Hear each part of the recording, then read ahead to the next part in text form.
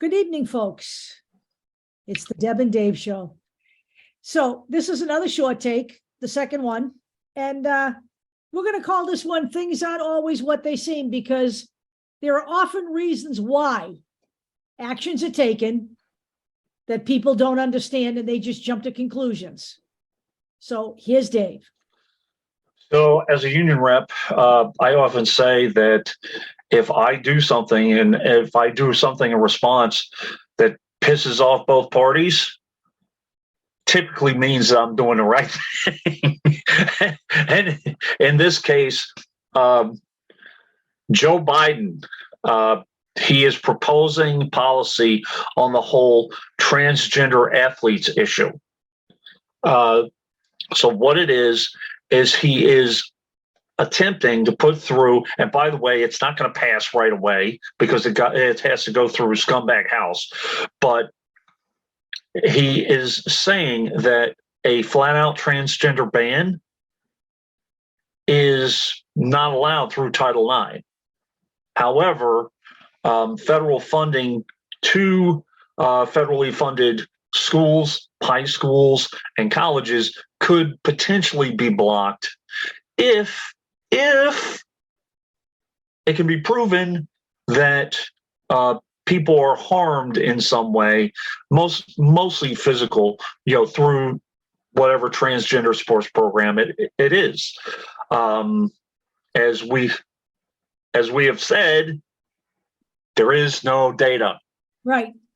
The Heritage Foundation is a prime example. They come up with all these studies with no data, or they skewed data.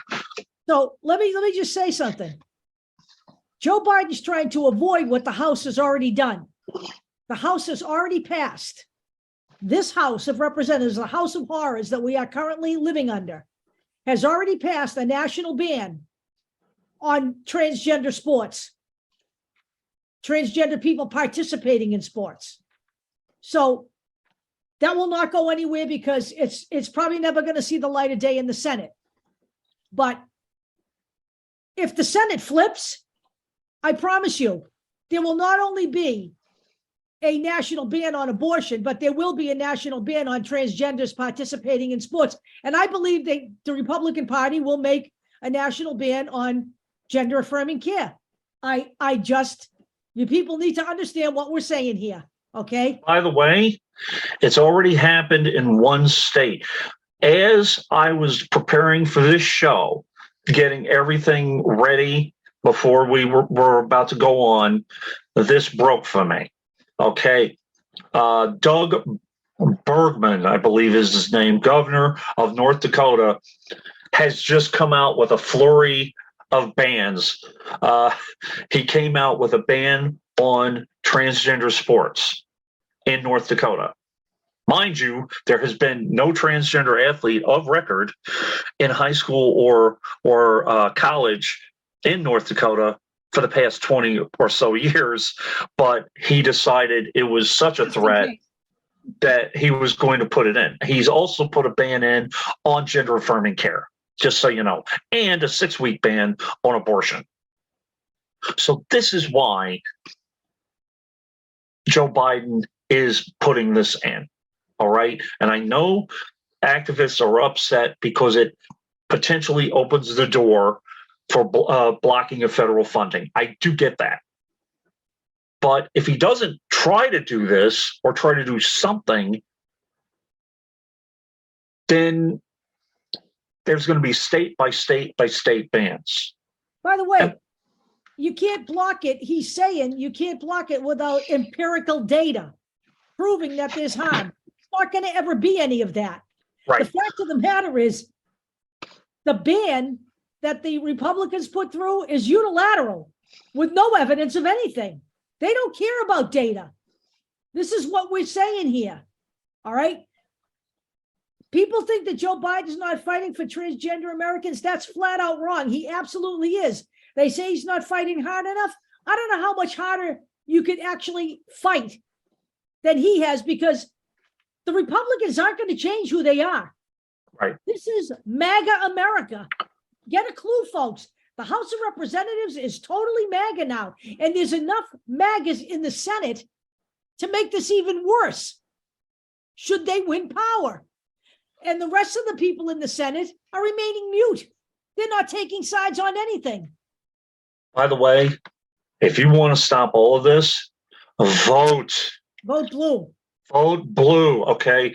Here's another thing, because I saw a big fight on Twitter, and it's between two people that I completely agree with. One is a transgender activist, and another one is someone that I have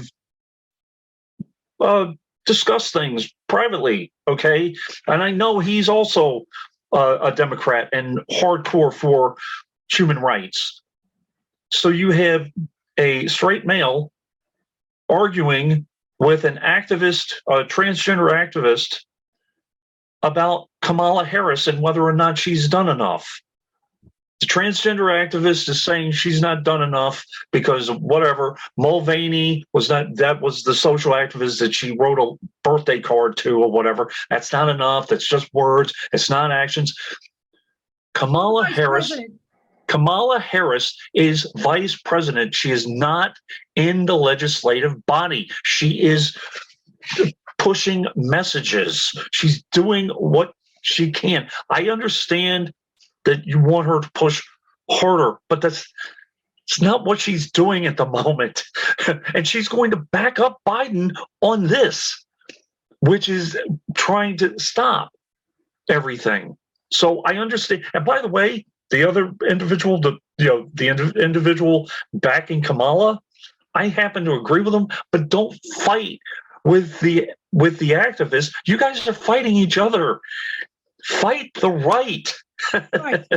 Find some kind of common ground, agree to disagree about Kamala, but be like, you know what?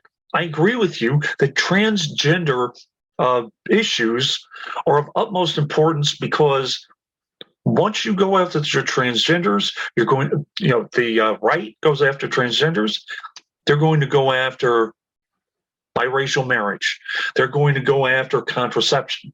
They're going to go after gay marriage, which they already have. They're going to go after whatever, possibly mental health. I don't know. First of all, let's understand what the vice president's role is. The vice president's role is very much taking the jobs that are given to you by the president. That's what Joe Biden did for Barack Obama. That's what you do, okay? That's what Mike Pence did for Donald Trump. They don't act independently, okay? That's number one. Number two, there is only so much fighting you can do. You're never moving an immovable object. The GOP has in its head what it's going to do. Right. It's not going to listen to Joe Biden. It's not going to listen to Kamala Harris. It's not going to listen to anybody in the Democratic Party. It is a fascist entity.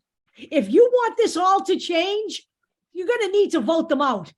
You can fight and scream and do whatever you want until your eyes bleed. And they are going where they're going.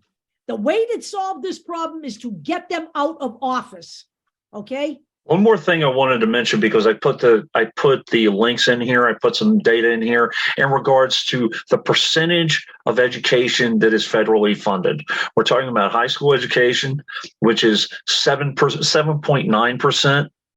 I believe from K through 12, so I don't know how that's broken up, but that's a small percentage. And then 40% of colleges are federally funded. So you're cutting the Republican power in more than half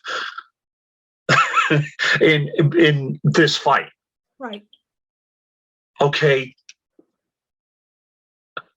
You want more than that? First off, you're going to, if you want that in the first place, you're going to have to get a majority in the House, because the Republicans are never going to give up their power that they have fought for decades to get. They're not going to do it, number one. And number two,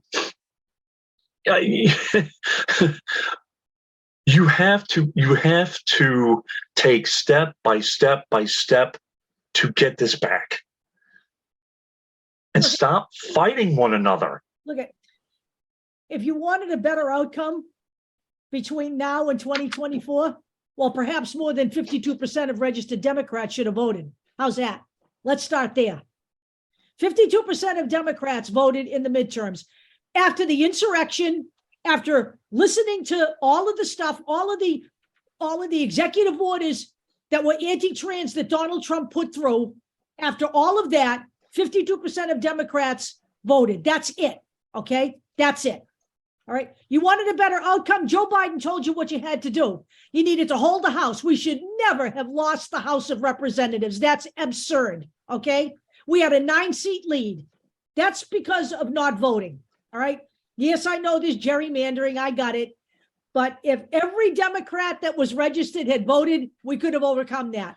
By the way, part of it, I voted, by the way, and I voted blue all the way through. But part of it was due to my state and the infighting between the Democratic bigwigs, and a lot of it had to do with Manhattan. Cut it out, okay? Stop. Whoever wins the primaries, back them. I don't care if you're Gen Z. I don't care if you're more moderate or whatever. Back them. How do you think we got Santos? How do you think we lost so many Democratic House reps in New York City, or in New York State, rather? Sorry, and Manhattan, and around Manhattan, actually. So, and the same thing goes for California. They're attacking progressive states. So we need to become, one in solidarity. We can have our little spats, but come on. You either have fascism or you have a democracy where we can get some stuff done. It's as simple as that. You can bitch and moan all you want. Adam Frisch wasn't progressive enough, so a lot of people didn't vote for him. Well, so what was your alternative? Another term for Lauren Boebert? Can you people get a grip?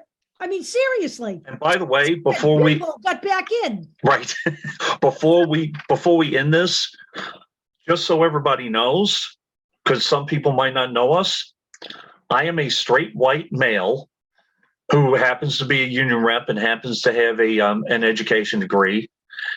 Deb is a gay female with a child in transition, and we goddamn gay female. All right. And we have formed an alliance and a show together over the past few years, despite our differences. You can do it too. I mean, I'm not talking about starting a show, but we can do this. Get it together. Okay? Get it together, please. We have one enemy here. It's called the GOP. One enemy. All right. You want to finesse the Democratic Party further to the left? Let's take care of fascism first, because that's totally to the right. And if we fall into that trap and we fall into fascism, I'm going to tell you now, it's going to be a long, hard climb out. I will tell you this. You should take a look at history around the world. Take a look at history around the world if you don't believe me. By the way, I'm not gonna like name names or any of that silliness, but I believe the one actor, she's in New York City. I'm gonna give this to her. I get it. I really do. You have to be frustrated. Deb knows more than me. I get it, but I live in a good state for my child. But let me tell you something. All that would take to change that is a political shift here in Massachusetts. That's what I'm saying. All it would take is Jeff Deal. we need to get it together, folks. Or Lee Zeldin. We need to get rid of the goddamn GOP as it is right now. And I'm going to tell you right now, all of those people holding the thought in their head that the old GOP will be back. It's not. It's not going to come back. No, it's not. It's dead. All right. They want red meat now. That's what they got. All right, gang. Talk to you later.